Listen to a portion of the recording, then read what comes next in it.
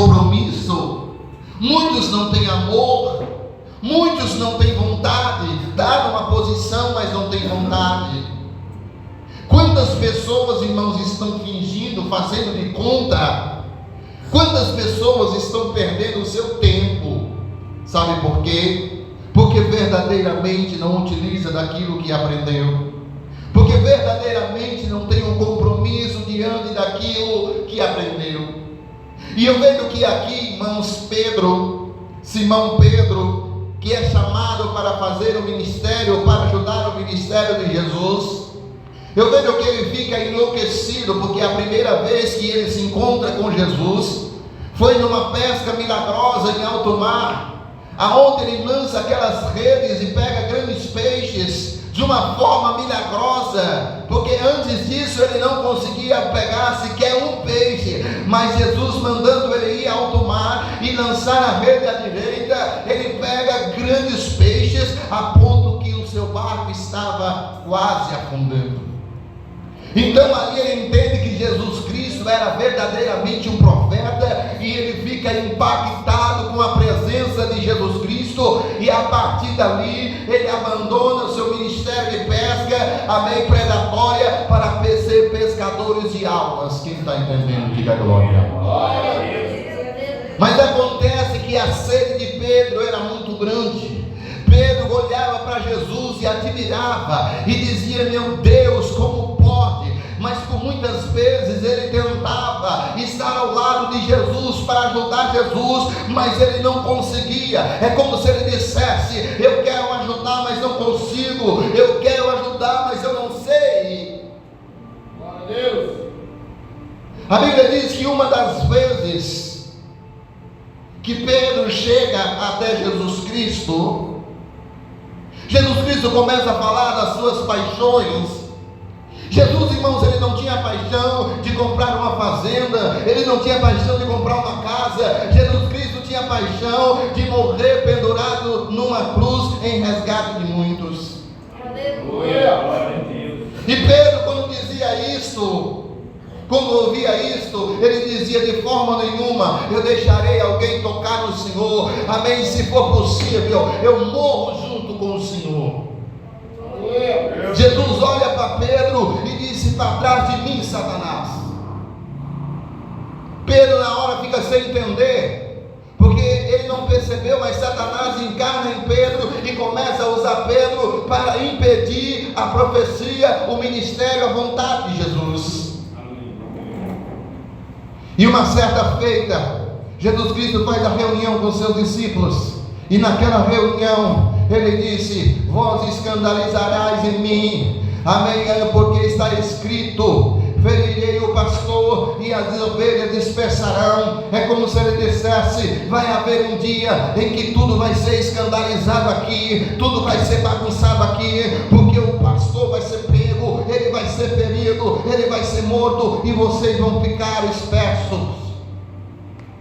E Pedro tentando impedir o plano de Deus, Pedro outra vez tentando se justificar.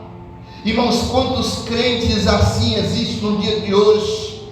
Coloca o dedo na face de Jesus e disse: de forma nenhuma eu me escandalizarei em ti, Jesus. De forma nenhuma, é como se ele dissesse: de forma nenhuma eu faço algo errado na tua presença. De forma nenhuma eu sou pecador. De forma nenhuma eu caio. De forma nenhuma eu faço coisa errada. Irmãos, o que eu acho lindo, irmãos, em Jesus, que Jesus não só olhava para a face, mas Jesus olhava para o íntimo do coração. Jesus Cristo, irmãos, era um pregador, não igual a eu, não igual a você, mas ele era um pregador que estava pregando para a igreja, estava olhando o coração da igreja. Por muitas vezes você via Jesus Cristo interrompendo as suas pregações e dizendo assim: por que vocês casuais mais em vossos corações? Por que vós pensam dessa forma? Por que vocês pensam desse jeito? Aleluia. É porque ele estava olhando para a multidão e estava vendo o coração daqueles fariseus, daqueles escribas, e da mesma forma ele olha para Pedro e disse: Pedro, antes que o dia clareie, amém, por essa noite, por essa madrugada, antes que o galo cante 3 vezes, tu me negarás. Irmãos, é como se ele dissesse: você fala tantas coisas bonitas, você fala tantas coisas firmes, mas na prática você não é o que você diz. Para quem não sabe, Jesus olha para Pedro e disse: Pedro, o dia que tu converteres, Pedro, imagine você, meu irmão, largar de pescar, largar a sua vida, amém, material, para acompanhar o ministério de Jesus, e você está acompanhando o ministério de Jesus. Jesus olha para a tua face e diz: o dia que tu converteres. É como se ele dissesse: você acompanha, você está comigo, você está andando comigo, mas você ainda não se converteu, você ainda não entendeu como que a sua mente, o seu coração te dá trabalho. Satanás me pediu a sua alma, mas eu roguei por ti. É como se ele dissesse: se não fosse a minha misericórdia, Satanás tinha estraçalhado com você, tinha acabado com a sua vida. Mas sabe o que eu acho lindo, irmãos? Jesus não está preocupado com o que você era, Jesus não está preocupado com o que você é, Jesus está interessado no que você pode ser amanhã ou depois. Aleluia! Jesus está olhando para você e dizendo: filho, o que importa é o que você vai ser depois que você estiver cheio, depois que você estiver capacitado e depois que você estiver na posição que eu tenho para a tua vida. A Bíblia diz, irmãos, que antes que o galo cante, Pedro ia negar, uma espécie de traição, uma espécie de pecado sem perceber, irmãos. Sabe o que eu entendo? Que muitas vezes nós pecamos sem perceber. Mas por que Jesus sabia que ele ia pecar? Porque ele tem o poder da onisciência. Jesus, ele pode ver o amanhã, ele pode ver o futuro, ele pode ver, irmão, o que vai acontecer daqui, amém, muitos anos para frente, muitas horas para frente. Jesus tem esse poder. E quando ele vê o poder do outro dia, ele percebe que antes que o galo cante, Pedro nega Jesus por 3 vezes, dizendo que o não conhecia. Eu não sei de quem vocês falam, eu não sei de quem vocês estão falando, eu não conheço aquele homem, não sou lá do meio, não faço parte. Irmãos, é como se ele negasse, pisasse na cruz, negasse Jesus. É como se ele reprovasse, amém, na sua forma de ser, como se Deus dissesse assim: eu vou provar você, para entender se você realmente passa pela prova. Mas olhamos e vimos que Pedro não passou pela prova. Mas olhamos e sabemos que Jesus Cristo, ele não está aqui para apontar o dedo, que nem muitos fazem. Ele não está aqui, irmãos, para apontar o dedo na sua face e dizer que o seu pecado, que a sua falha, você não merece o perdão, você não merece a regeneração. O que eu acho mais lindo, irmãos, que depois de 3 dias que Pedro nega Jesus, sabe o que Jesus Cristo faz? Jesus Cristo é morto, amém, mas ele ressuscita ao 3º dia. E quando passa ao 3º dia, depois de 3 dias que Pedro nega Jesus, sabe o que ele faz? Ele chama Pedro para uma conversa e faz uma pergunta: Pedro, tu me amas?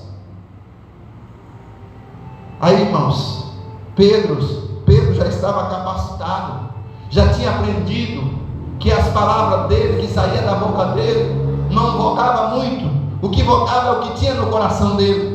E eu entendo que Pedro, ele fica com medo de responder: Pedro, tu me amas? Pedro não responde, e ele pergunta novamente: Pedro, tu me amas? E Pedro é obrigado a abrir a boca e dizer: Senhor, tu sabes se eu te amo ou não. Se tu me amas, apacenta minhas ovelhas. Sabe o que eu entendo aqui? Que depois que Pedro nega Jesus, depois de 3 dias, no lugar dele dizer: você é um reprovado, você é um inútil, você é um irresponsável, mas pelo contrário, ele disse: se tu me amas, apacenta as minhas ovelhas. Sabe o que eu entendo aqui, irmãos? Que o amor, ele supera tudo. Quando você utiliza do amor, você consegue perdoar, você consegue entender, você consegue olhar para frente. Porque se Jesus também condenasse Pedro e dissesse: Pedro, para você acabou, amém, Pedro não subiria no discurso e não ganharia 5.000 almas. Pedro não tinha uma história na palavra, na Bíblia Sagrada, a qual nós podemos entender que ele foi um homem usado na presença de Deus para ganhar almas e para fazer milagre. Quem pode entender, glorifique e exalte o Senhor. Aleluia. Irmãos, tem muita gente te acusando, te condenando, mas eu quero te falar uma coisa. Amém? Jesus Cristo é quem conhece a tua vida, a tua história. Ele é quem escreve a tua vida. Eu quero dizer algo forte para a tua vida. Quanto mais te acusa, amém, mais é sinal de promessa na tua vida. Quem pode entender, diga glória a Deus. Jesus deixa bem claro, irmãos, que o amor dele supera tudo. Jesus Cristo deixa bem claro que Pedro, depois que é revestido do Espírito Santo, ele se torna uma outra pessoa. Ele se torna uma pessoa com outro comportamento. Sabe por quê? Porque ele se tornou mais capacitado com a presença do Espírito Santo. Ele se tornou mais capacitado quando ele foi cheio. Eu entendo que quando ele passa pelo processo de discípulos, amém, ele estava aprendendo, lapidando o seu ministério. Mas quando Jesus Cristo lhe entrega a capacidade, amém, quando Jesus Cristo diz: apacenta minhas ovelhas, Jesus entrega para ele também a capacidade. Sabe o que é que eu entendo aqui, irmãos? Que tem pessoas que pedem cargo, tem pessoas que recebem o cargo de Jesus, mas a profissão dele não deixa ele exercer o cargo. Amém? E sabe por quê? Porque não tem compromisso. Porque a pessoa que tem compromisso, irmãos, quando Deus chama ele, Deus também capacita, Deus dá oportunidade, Deus dá condição, Deus dá chance, Deus abre porta, Deus cuida. Sabe por quê? O chamado de Deus é completo na nossa vida. Quem pode receber toma posse. Quando você vê alguém, irmãos, dizendo assim: o meu trabalho não deixa eu cooperar, o meu trabalho não deixa eu fazer isso, é porque não tem compromisso. Tem muita gente fazendo um plano. Aí você fala assim: eu tenho um plano para pagar minha dívida, eu tenho um plano para comprar minha casa, eu tenho um plano para comprar meu carro. E Deus, aonde é que fica?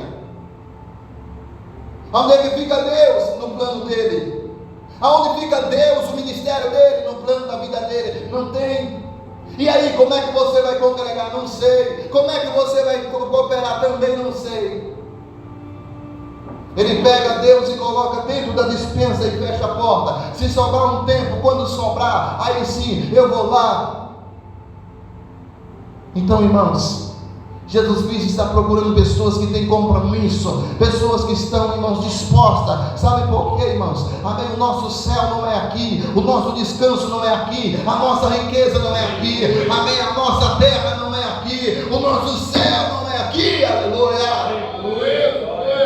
Quanta gente trabalhando no teu ministério, quanta gente jogando terra para você não prosseguir, mas não sabe ele, não sabe ela, que está impedindo das almas a chegarem até o Senhor. Porque teve almas que foi Jesus quem ganhou, mas também teve almas que foi Pedro quem ganhou. Tem almas, irmãos, que é eu que vou ganhar, mas tem almas que é o diácono Vitor que vai ganhar. E se ele não se colocar na presença, quem vai ganhar essas almas? Se eu não me colocar na presença, quem que vai ganhar essas almas? Aí tem pessoas que estão com as portas fechadas, tem pessoas que estão passando perrengue, sabe por quê? Porque é orgulhoso. Porque o amor ao dinheiro é muito maior do que o amor àquilo que é mais precioso, que é a presença de Jesus, o ministério de Jesus. Eu entendo que Pedro, ele abandona a sua casa, ele abandona a sua família para acompanhar Jesus, para fazer o ministério de Jesus. Chega uma certa feita, ele fica até preocupado: Senhor, nós deixamos tudo e te acompanhamos, o que nós vamos receber, o que nós vamos ganhar, qual é a herança que vai ficar para nós? Jesus disse: o Filho do Homem aqui nessa terra, na verdade não tem aonde reclinar a sua cabeça. Sabe o que eu quero te ensinar aqui essa noite? Que o que Deus tem guardado para você não é neste mundo, não é aqui. Mas eu perdi tanto, tive tanto prejuízo. Você não perdeu nada. Se você é uma pessoa que trabalha de diária, se você é uma pessoa que cata papelão, cata latinha na rua, se você é uma pessoa que vê o dinheiro que você ganha no dia, você é um bem-aventurado, porque a Bíblia diz em Mateus capítulo 5 que bem-aventurado é os pobres. Quem pode entender, diga glória a Deus. Porque, irmãos, há um tempo que eu estou dirigindo a igreja, e é muito triste, irmãos, sabe por quê? Porque muitas pessoas vêm para a igreja, irmãos, às vezes tem uma bicicleta, às vezes paga aluguel, Aí nós oramos falando: Senhor, abençoa essa pessoa, repreende a miséria, repreende o espírito devorador. Irmãos, e Deus abençoa. No ano que vem ela já compra um carro, no outro ano ela compra uma casa, e depois ela arruma um outro emprego. Sabe o que ela faz? Para de vir para a igreja. Aí eu fico pensando: Deus, será que a minha oração, amém, foi para abençoar a vida dela ou foi para amaldiçoar? Será que o nosso pedido, o nosso propósito foi para abençoar aquela vida ou foi para amaldiçoar? Quantas pessoas, irmãos, que vinham de longe, até mesmo de a pé, hoje tem uma caminhonete, tem um carro para andar, não tem coragem de pisar na igreja. Aquela igrejinha, aquele mesmo banco, aquele mesmo pastor, aquele microfone que ele prega é o mesmo que quando eu pregava, quando eu ia na igreja. Ele não muda, ele não cresce, ele não evolui. A minha vida evoluiu, mas ele não evoluiu. Sabe por quê, irmãos? Porque a soberba cresceu, o coração transbordou de orgulho e abandonou aquilo que é mais precioso. Ele esqueceu que aquela fonte que um dia trouxe ele para a igreja, foi ela que abençoou, que entregou a vitória. Mas quando entregou a vitória, aquela pessoa achou melhor cuidar daquilo que é terreno do que daquilo que é celestial. Então é isso, irmãos.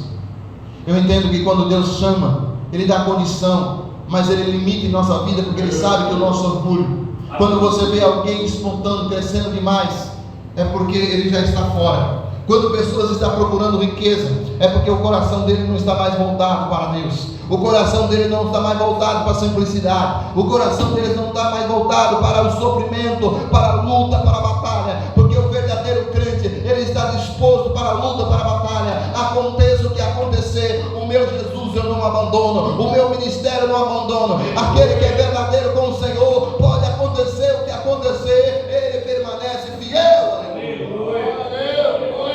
Pedro podia dizer assim: ó, o mestre me humilhou, ele falou que eu ia negar, e eu neguei mesmo. Mas por que ele não me livrou de negar? Ele não pensou assim. Quando Jesus olha para ele e fala: Pedro, tu me amas?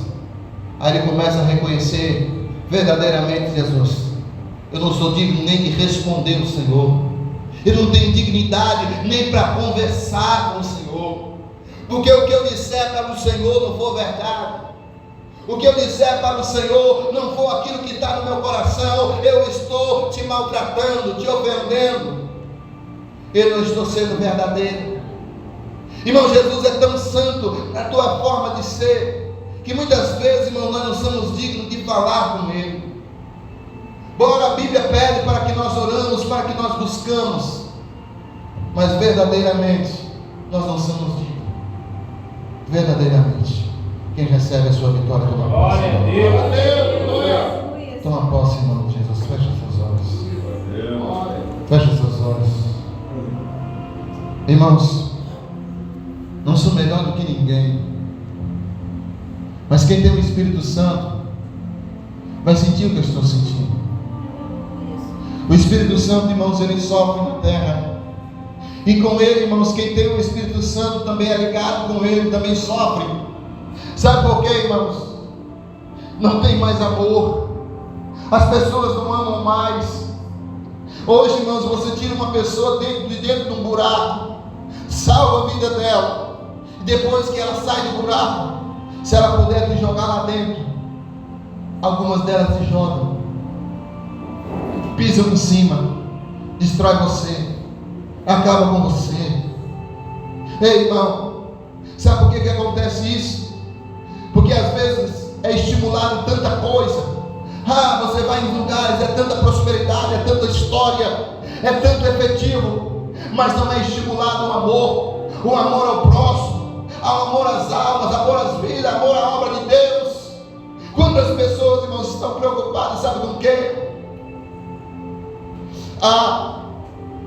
Ali é melhor, aquele pastor lá é mais rico, ele é mais abençoado, ele é mais isso, ele é mais aquilo. Não está preocupado, irmãos, com a simplicidade, com a salvação. Ei, eu quero dizer uma coisa: melhor para você, meu irmão, você perder o seu olho, perder a sua mão, perder o seu pé, amém, e entrar no céu, do que você ter tudo e ser condenado. Quantas almas, irmãos, estão confundidas, estão sofrendo, sabe por quê? Porque muitos que podiam se levantar para pregar a verdade, para pregar o amor, para pregar a salvação, estão levantando para pregar contra o irmão, para pregar contra a irmã, para abarrotar o ministério do irmão, abarrotar o ministério da irmã. Ei, irmãos, a maior guerra que eu estou vendo nas redes sociais, irmãos, não é no mundo político, não. Não é, irmãos, é entre os crentes. Irmãos, você vê crente de todas as formas, um pregando contra o outro, um falando contra o outro, um pregando o defeito do outro, expondo em rede nacional e falando que isso é Deus, irmãos. Sabe o que é isso? Estão espantando as pessoas para mais longe do Evangelho, estão tirando as pessoas mais longe de Deus, estão traumatizando corações das pessoas, no lugar de dizer: ei, nós precisamos de misericórdia mesmo, nós precisamos levantar a cabeça mesmo, nós precisamos de ganhar almas para o reino mesmo. É isso, irmãos, que está acontecendo. Quando as pessoas hoje, irmãos, não respeitam mais a unção que está na vida do irmão, só porque o irmão é analfabeto. Não respeita a unção que está na vida do irmão, só porque o irmão é negro, só porque o irmão é índio, só porque o irmão um dia caiu, amém, mas se arrependeu, se confessou, se consertou, mas hoje Deus é na vida dele. Quando as pessoas, irmãos, estão preocupadas com a sua própria aparência, amantes de si mesmo, olha para o espelho e fala: olha quanto eu estou sofrendo nessa igreja, está preocupado com ele mesmo. Olha o que eu estou passando, olha quanta humilhação, está preocupado com ele mesmo. Mas se você estivesse olhando, se aquela pessoa estivesse olhando para o céu, ele dizia: não importa o que eu passo, assim como Pedro, não importa a vergonha que eu passo, a humilhação que eu passo, não me importa, o que importa é o que Deus tem para a minha vida amanhã ou depois. Se ele me corrigiu é porque eu não sei mesmo, se ele falou que eu sou assim, porque eu sou mesmo. O que importa é que eu vou ser amanhã cheio de Deus e cheio do Espírito Santo. Quem recebe essa palavra, toma posse em nome de Jesus Cristo. Aleluia. Ei, irmãos, Jesus Cristo olha para tantas pessoas na terra e diz assim: olha, se todos fizessem a minha vontade como tem que ser, muitas pessoas estariam nos meus caminhos. Se nós usássemos a nossa força, o nosso amor, irmãos, a nossa intenção, se nós acordássemos mais cedo, se nós sacrificássemos mais a nossa vida na presença de Deus, se nós buscássemos mais, se nós dedicássemos mais, naquele grande dia, irmãos, quando as pessoas vão chorar e vão dizer, vão estender a mão e vão dizer: por que você não pregou para mim? Por que você não falou de Jesus para mim? Você andava comigo, você trabalhava comigo, você sabia da redenção, você sabia da condenação, você tinha essa palavra no seu coração, por que você não me alertou? E aí, irmãos, o que nós vamos dizer? Se Deus não colocar um esquecimento na nossa memória, irmãos, nós não seríamos felizes na eternidade, porque nós ficaríamos lembrando quantas oportunidades, quantas chances, quanto Deus nos capacitou, irmãos, para fazer a obra. Hoje é tão fácil fazer a obra de Deus, irmãos. Hoje nós moramos numa cidade, nós não pisamos nem em terra, nós não atravessamos rio a nada, irmãos. Hoje nós temos microfone para pregar. Vocês têm que ir, irmãos, em lugares que a palavra não pode ser pregada, para vocês entenderem o que é sofrimento. É pregado somente por gestos. Se alguém ouvir a palavra Deus, a palavra Jesus, a palavra salvação naquele lugar, é morto. Mas hoje, irmãos, nós podemos pregar nas praças, nós podemos pregar nas ruas, nós podemos pregar em voz alta, nós podemos fazer visita, nós podemos, irmãos, ir até onde as pessoas estão, nos hospitais, nas escolas, irmãos. Mas o problema, irmãos, é que está faltando interesse, está faltando amor. Quantas condições nós temos tudo hoje, irmãos, para ir em todos os cultos. Mas muitas vezes estamos preocupados com nossos interesses. Nós tentamos associar nossa vida com o nosso ministério. ou nós temos o ministério, ou nós temos a nossa vida. Amém? Quem pode entender, diga glória a Deus, aleluia. Receba essa palavra, irmãos. Não sei por que essa palavra, mas Deus toma conta. Amém? Bate palma.